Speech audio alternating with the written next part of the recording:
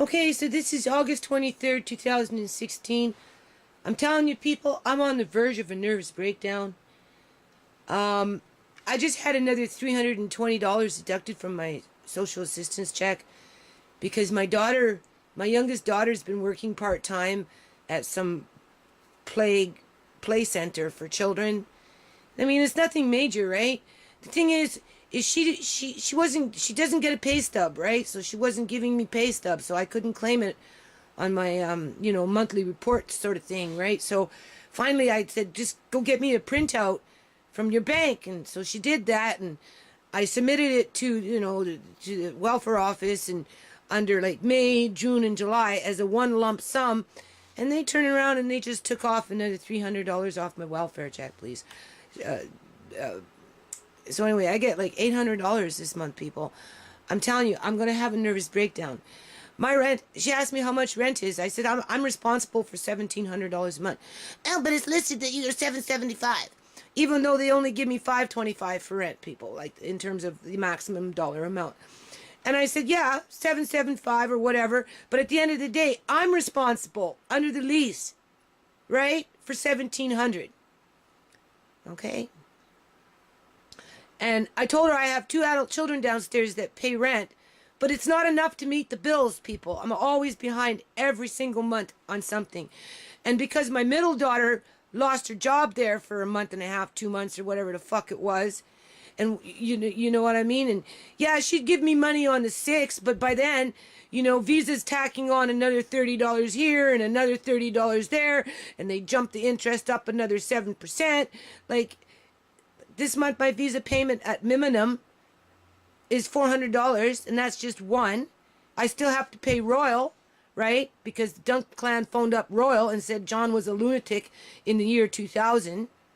Because, they can get away with this stuff. They can phone up banks and, like I say, put in false allegations. And the banks never talk to John. They're just talking to whoever's on their line, saying, John's sister, right? If it's not John's sister, it's John's niece that he never fucking met. Like, how does this work, people? So anyway, this is why I'm doing this, people, because it's like, there's the walnuts. They're stacking up. You can see. I did another batch last night. Andre and I, we go to the tree about every 3-4 days. We went to the tree yesterday, so I did those last night, right? And just to show you, this is the walnut on the inside. This is a good one. I cracked it, I cracked it open a little early. It didn't have time to cure, but you can see it's perfectly fine. Hold on. It's perfectly fine. It just needs to cure a little bit, right? This one, no, not so much. This one was no good, right? So obviously you don't eat that one, right? So as those dry and they cure, this is why you want them to breathe, people, because otherwise inside the nut will start to mold, right? But this one here, if I would have left it for a couple of more weeks, I mean, it's still fine. It's just completely raw. It hasn't had time to cure yet, right? But this is unadulterated protein. It has no preservatives. The shells are being cleaned properly without any chemicals, right? I mean, look at that. That's beautiful. So anyway, this is what the Duncan clan and their affiliates are accusing me of being such a bad person over, right? Because, I guess. So yeah, basically, people, when you get to my age, and you're all worn out, and your health is failing, and you've been like attacked non-stop for 13, 14 years, pretty much ever since I started the non-profit. Like I said, it really started in 2003, right? It's just been kind of like non-stop. So anyway, this is all par and parcel, again, with the BC Liberal government. None of my kids have completed any kind of post-secondary education. I mean, really, who can go to school when they're depressed? They're in mourning. They're grieving a loved one. And not only once, but twice. First it was Andre, right? 15 months of heartache. And even then when he came back, it wasn't the same. Andre came back with, a severe eating disorder that, very picky and that type of thing. And came back with, multiple tantrums, and came back crossing his arms, and just, just issues, right? That, I'm still trying to resolve some of them. And, and then soon after that, John went missing with, a banshee full of fucking she-devils and he-devils, just running around being Maleficent or whatever it is, more, it's like, it's evil. It's just evil stuff what these people do, to the point where, like I said, people, I'll never go into a hospital. And if I go into the hospital, I'm going to drag myself out. I'll fucking crawl out of a fucking hospital before I stay in a fucking hospital. Because the people that work in these places, they're actors. They're not doctors. They're not nurses. And if someone like John's sister can do this to John, her own brother, and do this to innocent children and innocent little babies like Andre, age 4 at the time, right? And after we looked after Uncle John for all these years, I gave up my life for him, people. I gave up my life for Joan. What a little old blind man, what did he require? He required a family to look after him. He required a house to be able to navigate around and to be able to be a productive member in the family. And that's what he did, people. He lived for 23 years in his house until the family decided, his extended family decided that he was vulnerable enough. Like I said, give him enough pills so that he couldn't get up. Give him enough pills so that they could confuse him with, well, you're confused today because you want to go home. Well, you're not confused today because you agree that you could go to convalescent care. Yeah, he agreed to go to convalescent care, people, if he wasn't alone. I have that on video. But he said he wasn't alone. He said he had a family, which he still does, but these government employees and the alike, and what they've successfully done is they've destroyed a family to where my middle daughter has not gone to post-secondary, even though she's an honor student and can pull in A's. She never became a social worker because when they took Andre, they destroyed that dream because she got to see what social workers actually do. When they took John, she decided that she wanted to be a nurse prior to him going missing. But as soon as he went missing, she hasn't become a nurse, people. Right? What she's done is she's implanted herself into some, I don't know. But we're also disconnected. It's called disassociate. We're also disassociated from each other. Even my middle son is disassociated. Right? Never completed freaking college. Never completed fucking university. Sure, he's working. He's going to go back and do another semester to get something. But in the great grand scheme of things, since December of 2012, that's like almost 3 years of non-stop cortisol explosion where it becomes post-traumatic stress syndrome from the stress of other people and their bullshit looking for their fucking dollars. They took Andre to fill in a quota so that the provincial government can get up there and say, oh, we have less kids in foster care now. Instead of having 15,000, we have 10,000. You know what, people? 10,000 is still too much. And Andre, for that fiscal year, was one of those numbers. Right? Well, what they've done is they've created a monster in regards to my oldest daughter that terrorizes this family from time to time as she creeps my garage trying to bust in through fucking windows because she's got nowhere else to go and no one to help her. Except jumpstart her heart when they find her in a fucking bush. While John's sitting in a diaper somewhere, drooling onto a bib, being fed more lies. Right? Oh no, the kids weren't there with you when Joan died. Cheryl was. Don't you remember? Cheryl was with you. Eleanor was with you. Joan was in Victoria when she died. Because if they're going to tell one lie, they're going to tell another lie.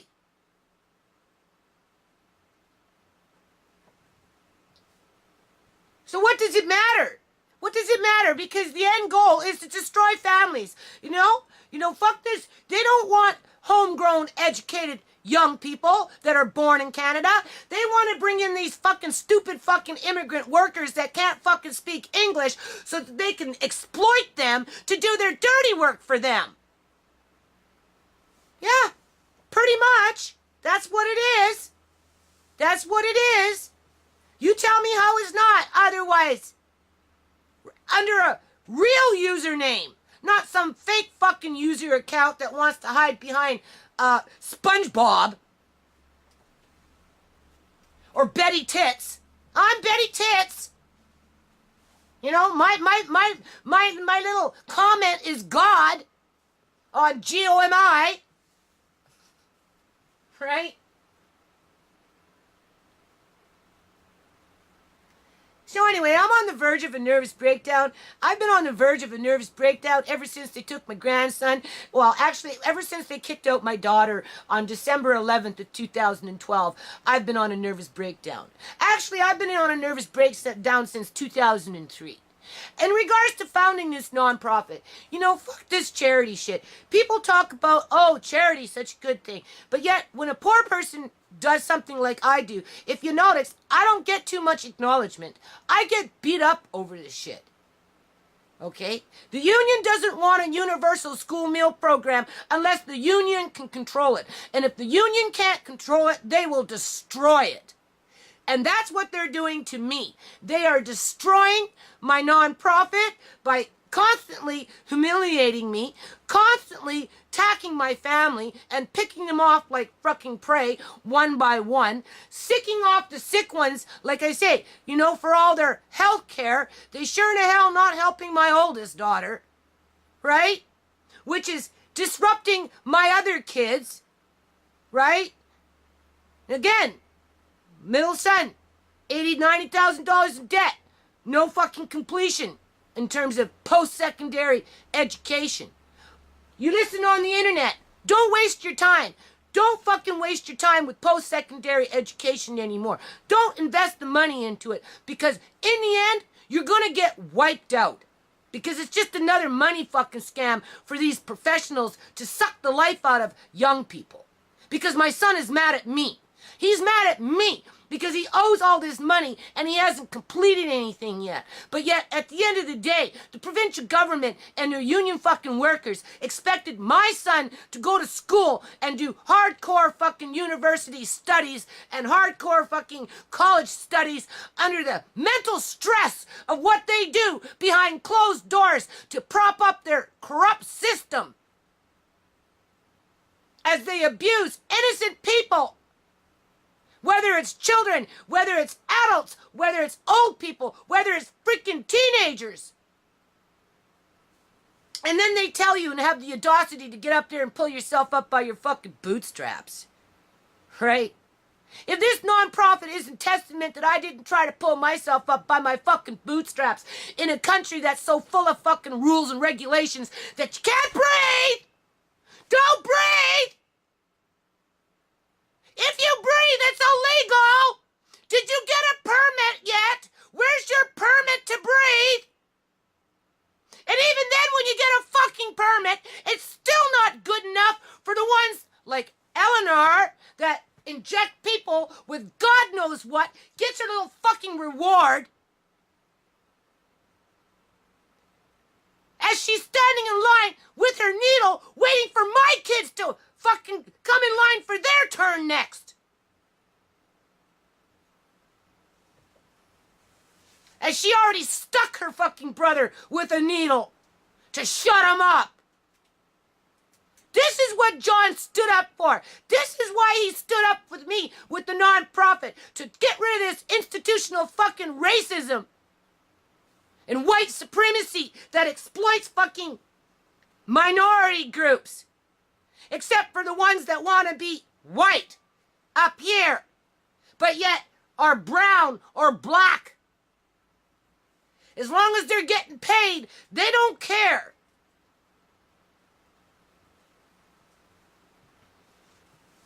So anyway, I'm going to beg people, and I know The little fanfare on GMOI. Oh, well, I can't wait for that to happen. That's gonna be a howl. Well, go ahead and have your fucking laugh. Because you're the one that doesn't want the kids to have a universal school meal program. You're the one that likes hungry fucking kids. You're the one that likes homeless people creeping people's garages and dying in the park. That's the kind of person you are. Just like the Duncan clan. That's what they're like. Just like that.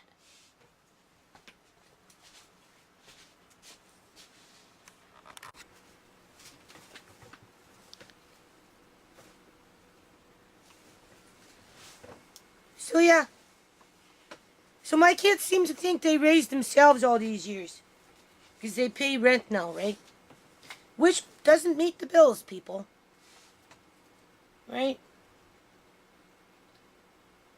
And my middle daughter's moving out. She's been moving out since she's been like fucking 12. When her native friend got independent, well, 15.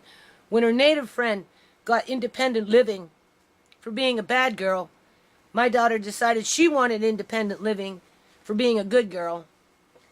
And instead of those school counselors telling my daughter to go home and listen to her mom, they told her, oh, you know, your mom's crazy. Don't worry. You just study hard in school, and once you turn 18 or whatever it is, you can go off on your own.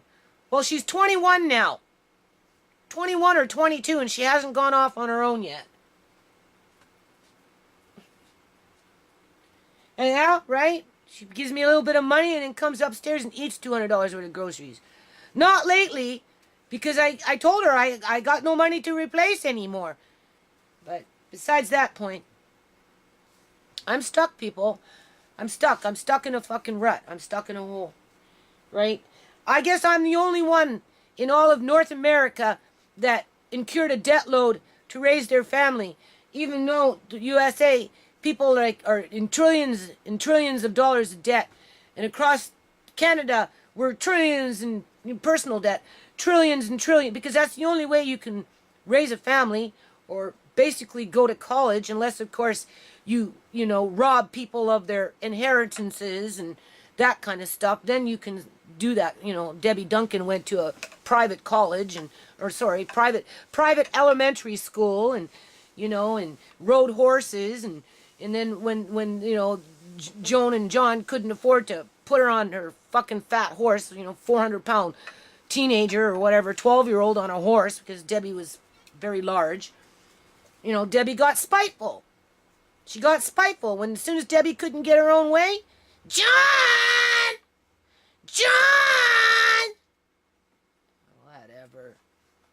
Whatever, people. So anyway, I'm crashing because mothers aren't valued.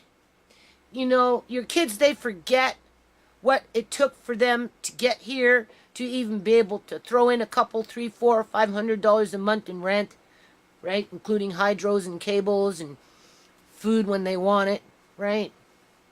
They forget what it took to sacrifice to get them to this point. They forget what it means, because I'm telling you, once I leave this house, that's it. I'm not living with them no more. I won't be living anywhere the way things are going, because I got sucked dry with the nonprofit because everybody's so lethargic. I was listening to Alex Jones the other day, and his father was telling him that people would rather rob you of a nickel before they would try and help you to make $100. And you know what? That is the history of the nonprofit. I've had so many people try and rob what little is around in terms of the nonprofit. I have had them try to rob money from me. I have had them rob possessions from me. I have had them rob donations in the form of pop bottles and bread taken from me. I've had them rob the Malcolm X gifts that Malcolm X's sister Yvonne sent from Lansing, Michigan to me back in 2001. That shit was basically robbed. I've had my ideas robbed by politicians, whether it's freaking federal, well, I wouldn't know about federal, but definitely provincial and municipal. Go back and write some more. And when you get it all written down, come back and give us the information and we'll review it. No, they won't review it. What they're going to do is they're going to look for new ideas, and they're going to take those ideas and they're going to import them into their political agenda so that they're one step ahead of you and you look stupid. I'm scandalous for wanting to do fundraisers in a nightclub, but yet the government and municipalities, they have their casinos, they have their nightclubs that they do things with, right, in terms of 50-50. Only certain people can prosper in BC. And I'm sure it's like this all across the board, across the continent. Because there's just way too many people that can't breathe. Because there's too many rules and regulations. And even when you get up to the par with those regulations and those rules and you put things forward in the proper manner, you still get cut down at the feet. And then along comes Eleanor Duncan with a husband's last name so she can hide behind the fact of who she really is and what she is. Scooping up on old people's fucking money because she knew how to do this, people. She knew exactly what she was doing because she's facilitated it before with other vulnerable families. And she has absolutely no remorse, right along with her co-workers, as they exploit the immigrant worker, as the provincial government makes sure that the Indigenous-born Canadians don't make it because they're too busy laundering property so that us born Indigenous Canadians, whether some of us make it or don't, still can't afford housing. So therefore we become the new refugees in our own country.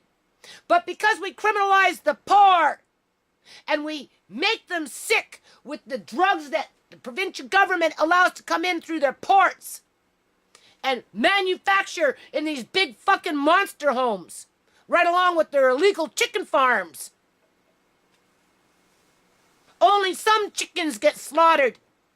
But the ones that stimulate the economy, underground economy, for a corrupt fucking government, they're allowed to keep their chickens.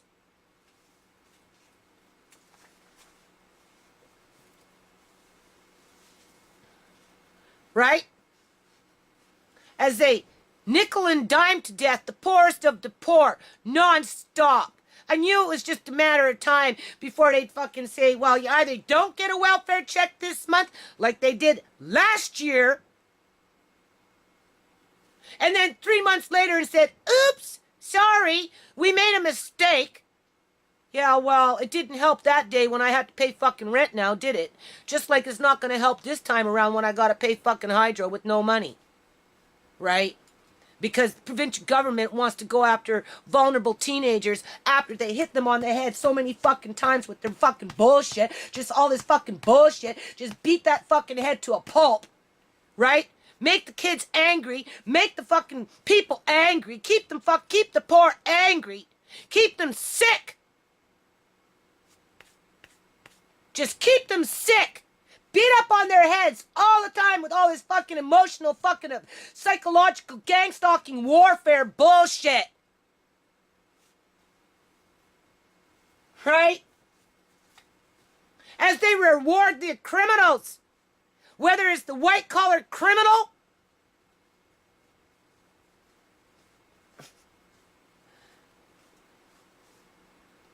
or the fucking gangsters that run their drugs in the community. Right? You don't see them going to fucking jail. The only people you see being rustled up on the streets are the poorest of the poor. People like my daughter.